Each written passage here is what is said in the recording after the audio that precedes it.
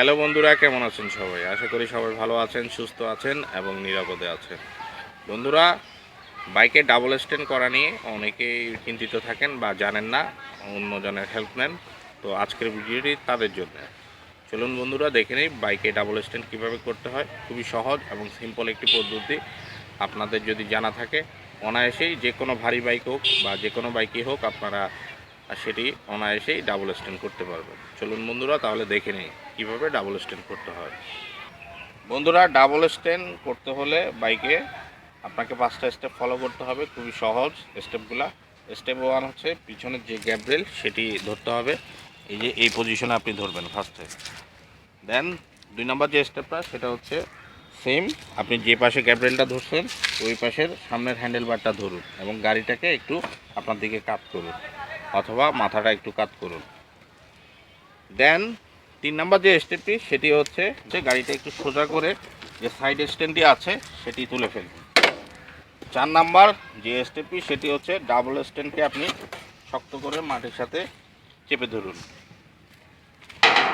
And 5 number step, আপনি গ্যাব্রেলের উপরে pressure রাখবেন, সামনের হ্যান্ডেল বারের হাত আপনাকে সাপোর্টিং হিসেবে কাজ করবে। দেন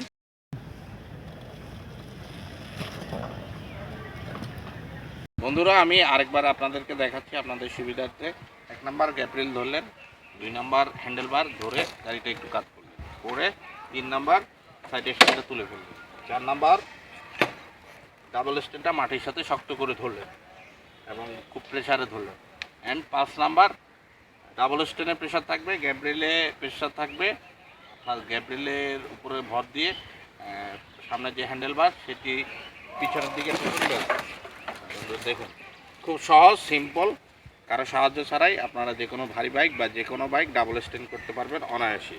বন্ধুরা, তাহলে দেখলেন তো বাইকে ডাবল স্ট্যান্ড কীভাবে করতে হয়। খুব সহজ একটি পদ্ধতি।